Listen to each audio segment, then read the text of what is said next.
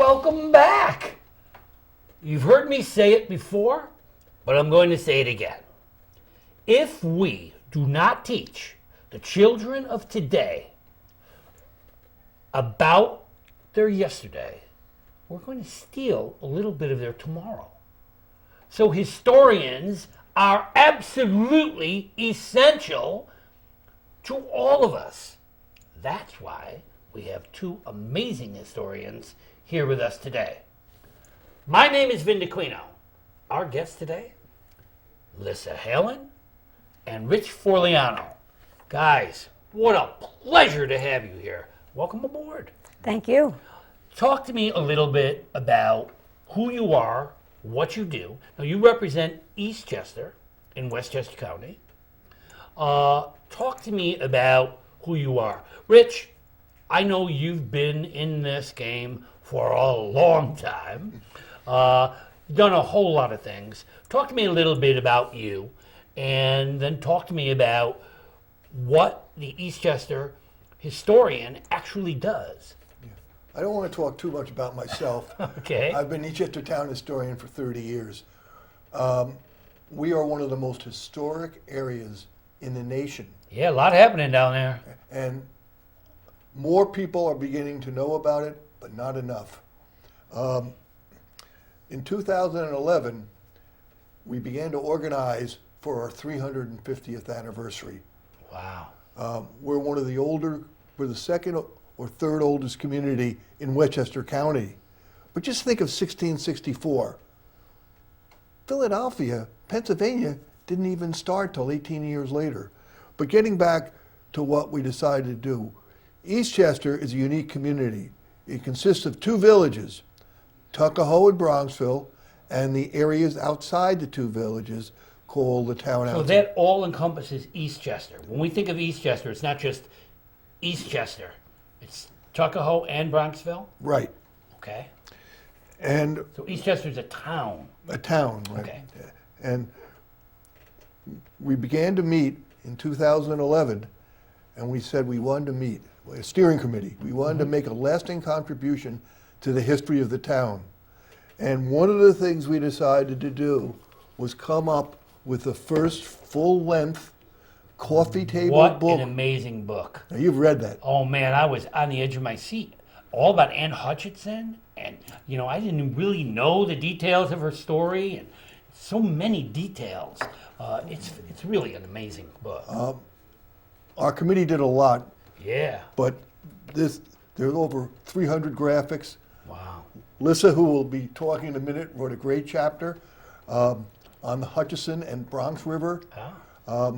And it came out at the end of 2014, and there were a few copies left. You can get them at the Eastchester Historical Society, but not many. Okay. But one of the things that we want to talk about today is what's happened since 2014. Quickly, we are blessed. We have 5 historical societies in town. The oldest, the one that I do a lot of work with, is Eastchester Historical Society, going back to 1959. Then there's St. Paul's National Historic Site, which is in Mount Vernon today, but was the site of where Eastchester first started, and that's a National Historic Site. Then you have the Bronxville Conservancy, the Tuckahoe History Committee, and the Generous Pope Foundation, which meets in Tuckahoe.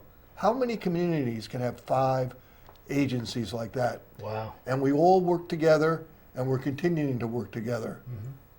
So people who want to read this book can come to the historian's office.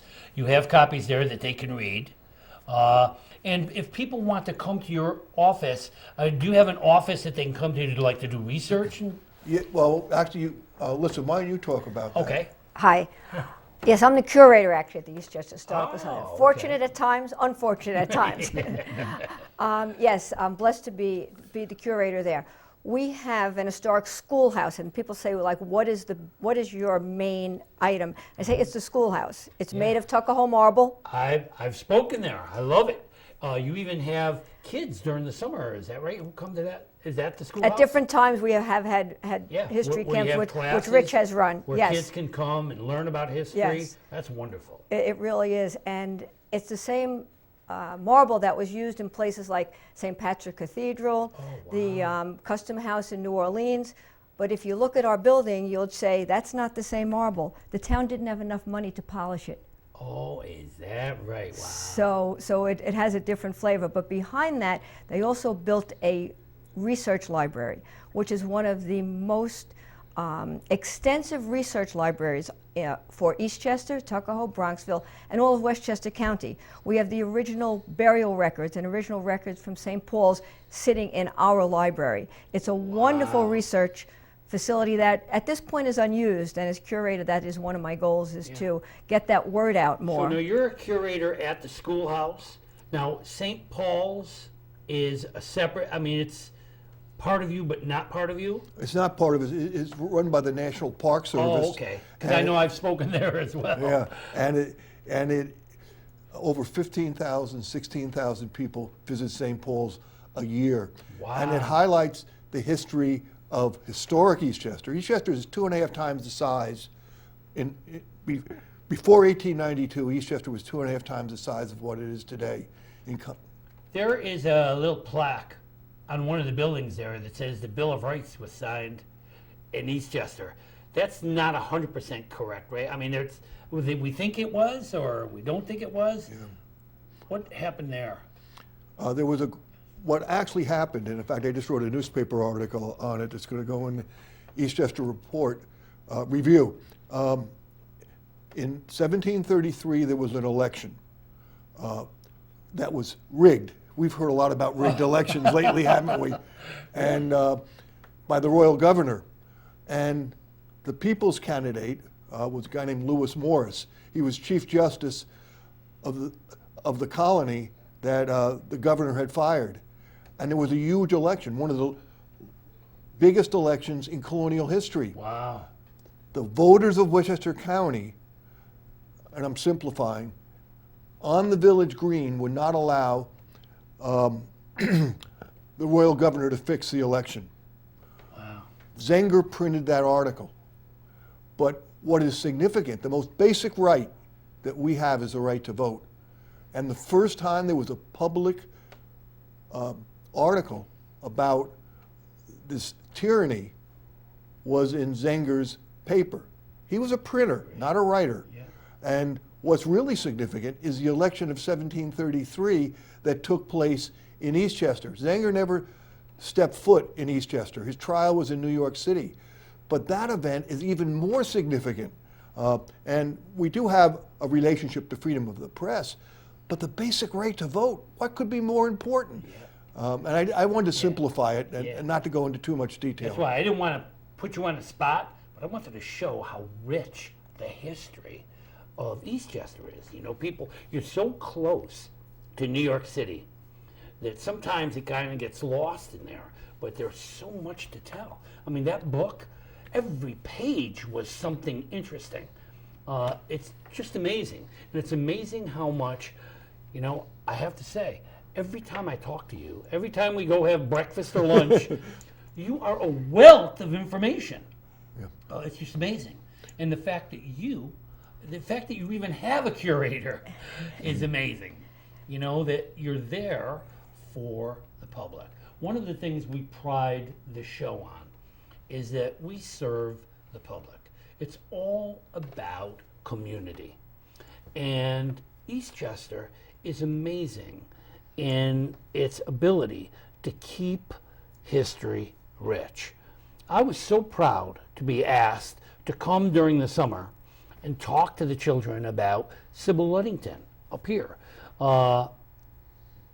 It's not only about Eastchester, it's about history, and it's about preserving our past, and it's about passing the torch to our children, to let our children realize that the past is our future.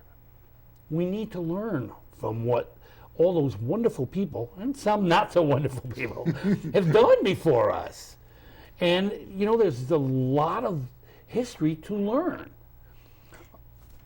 Well, when I first became involved through Rich, and I realized that we are surrounded by manors originally. Yeah. Scarsdale Manor, Pelham Pelham Manor, Manor, taught there for years. Van Cortlandt Manor. But when you learned about the town of Eastchester, it was started by 10 families that came from Connecticut. But when those 10 families came, they gave everyone the exact same amount of land. Yeah. And they made certain that everyone could function, everyone had a position, everyone had a job, but it was not hierarchical. It was not royalty based. And I always feel that Eastchester's humble beginnings have remained. That we have remained a humble, modest community, and that's why some of our history is not as well known. And the 350 has been an opportunity for us to get that history more well known. And we sometimes forget that those early colonists were Englanders, you know, and they came here and they Americanized the English ways. And some of the things that we've created is what we are all about. It's why we fought for our independence, why we fought to be the country we are. And it's a pretty great country, you know, and we need to go back to 1600s and 1700s. And those years can't be lost. Rich, what was the hardest part of putting this book together? I mean, was information pretty readily available, or did you have to work for it? We had 18 people working on the book. When I worked with Eloise... 18 people working on the book? Wow. We asked for volunteers. Lissa was one, I was another, and the real dynamo behind this book is a Bronxville historian, Eloise Morgan. She is unbelievable. She asked for the volunteers. Thank you, Eloise. And I met more with her than I did with my wife in those 2 years. And I started off and we picked certain chapters, certain topics like Tuckahoe Marble that people knew a lot about, and there had already been things published. We decided to pick topics that were either unclear, like you asked about the election of 1733 and Zenger, or that were newly discovered. And we got these people to work together, and what was really hard was getting all of this material. This is... I know. And you've read this book. You know how well documented it is. Listen, when I did Sybil Luddington, The Call to Arms, piecing all that information and finding a little piece and the contradictions, and then you have to fight through those contradictions. You have to check and double check and triple check and quadruple check to make sure your information's right. Just when you think you've got it, you don't. I know I'm going to leave some names out, but we had wonderful people. I actually spent a lot of my time working with the schools. So once we decided what was writing and I was lending my expertise, the real hard about the book, the hardest part about the book is proofreading, graphics, making sure we had PhDs, historians, we had policemen, we had just people who loved history, and putting it all together. And what this book is meant to do is 30, 40 years from now, people can look back and learn about the history. Plus, it's assiduously documented.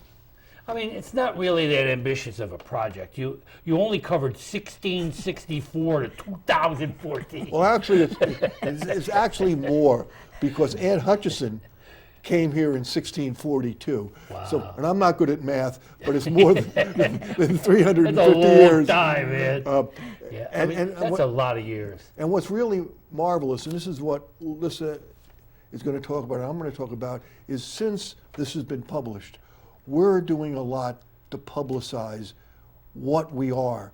And it's more than just print media. Lissa, can you just mention some of the ways that we're trying to get our message out to the community? Yeah, well, the curator's role, the historian's role are very interesting in today's times. Like you were asking about how difficult, the difficult parts of it. And there is so much research out there. Yeah. But it's filtering the research. Define the role of curator. Basically, the original role was really to maintain a collection of items. That role is evolving tremendously. And the Historical Society itself and the 350th have been very instrumental in helping us to move into the 21st century with digitizing. So, for instance, we have a website now, and some of our documents are digitized on the website. Our history is a little digitized on the website. But during the 350th celebration, everything in this book is digitized and will now be available to all of us who continue to do research and, go ahead, sorry. Putnam County has an archivist. In a way, you are also an archivist. So you're a curator and an archivist. I mean, you're responsible for all the records, and now you're even responsible for updating those records so that they're easily accessible. That's exactly what's happening, and the internet has made that easier in some ways, but more difficult in other ways, because you're always trying to filter out. Yeah. Our collections at the Historical Society are amazing. We have a huge photo collection, old photos. We have a huge Victorian clothing collection. And many of these are in boxes in places. And our goal right now is really digitizing more of that and getting it accessible, but also just even known. Yeah. And what about translating some of these things? I mean, the where to and the where unto and the where therefore, and oh my Lord. We were very fortunate because we have in the town hall the actual original documentation, including the covenant from 1664 and all of it. And in the 1990s, I believe it was, that there were a couple of women in town who literally did what you're referring to.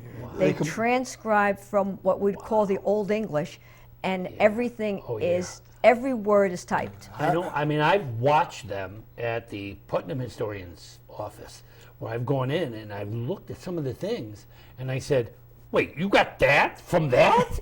I mean, in some of it's handwriting. Well, the two women, Harriet Bianchi and Phyllis Knowles, and actually Harriet Bianchi is related to a person who signed the Eastchester Covenant. Wow. So one of those 10 families. One of the, she was the Richard Shute, the first town clerk. And for they finished their work in the 1990s, but they did this work for 30 years. Wow. And if you look, and this is before dictionaries. And this book couldn't have been written, especially the first few chapters, without their pioneering work. Yeah. So, I mean, I looked, I found a box of letters from Sybil Luddington that dated way back to 1800s, and some of them I tried to read, you know, and even the language, you know, the way that they were written, and just when you think you've gotten it, then you get another letter written in somebody else's handwriting, and you have to start all over again. It's not easy work. But there's something else that Eloise did that's fantastic. This book is almost totally sold out. We had 1,300 copies. Yeah. So what you need to do is preserve those copies for people so that when they come in, they can use those. Well, they're not on the internet yet, but we have something else on the internet. What we have, Eloise, with the money we got from, this was done. This is all nonprofit. This is all done from donations, but it cost $50 for this book, and we took. And that money goes back into the society? No, it went back, and it was distributed among the different societies. But the big project is we digitized 5 or 6 of the local newspapers, or Eloise did, with our money, covering the local community from the late 19th century into well into the 20th century. So, like, Vin, when you were doing your work on Sybil Luddington, you had to travel all over, get to the archive. Yeah. It's right there, at your fingertips. Yeah. It's and Eloise is totally responsible for doing it, and it was funded by the money. I mean, tell me about it. I had to go so many different places to make the story complete. You know, now people read it and they say, well, it's a pretty simple, basic story. Yeah, but it wasn't. You know, I had to get information from here and information from here and information from there. That's why a historical society is so crucial, because a lot of our history is scattered. and some of it is tattered and in ruins. It's dust. So many important documents can't be found anymore. We're still looking for the letter that says that Sybil Ludington took her famous ride. We know it's somewhere, but where? And is it now in dust? But you can do something that I can't do, and most people can't do. You can go in to an audience of people and get them excited without any visual aids. You're incredible. That's because I get excited. Well, I do too, but Your passion has fueled, both of you, it's fueled interest in history. but And one he's of the interested in the people of our community who have really contributed to it. And just like he was saying, the two women who did all of these, just imagine that the humility that people don't even know who they are, and look at what they contributed You're absolutely to right. our story. There's so many unsung heroes are out there putting things like this together. But the public dissemination of what we've done. Lissa, you do marvelous exhibits at Town Hall. We've put some of them on the website. We've done PowerPoint presentations that are available to the schools. We've done, what do you call it? What you do with this? The smart board? No, YouTube? YouTubes. Oh, YouTube, yeah. We You'll did- be on YouTube, by the way. Yeah, I know. We did 6 great women in Eastchester history. We got some amateur actresses from the community to bring them to life. We put them on YouTube, and we get more hits. We're also working, and I've been told you about this. Lissa and I are on a committee of local historians, and we're going to be celebrating America's entry into World War I. We're going to be coming out with a PowerPoint presentation, not just for Eastchester, Bronxville, and Tuckahoe, but Mount Vernon and other places. But it's a public dissemination of knowledge. Are there other ways we're disseminating our information? Well, one of the things he mentioned also, he's done newspaper articles for many years, and after doing the research for the book, I wanted to continue it. So I wrote some newspaper articles as walking tours of the area. And then the other thing that we do is we do our town hall as a couple of display cases.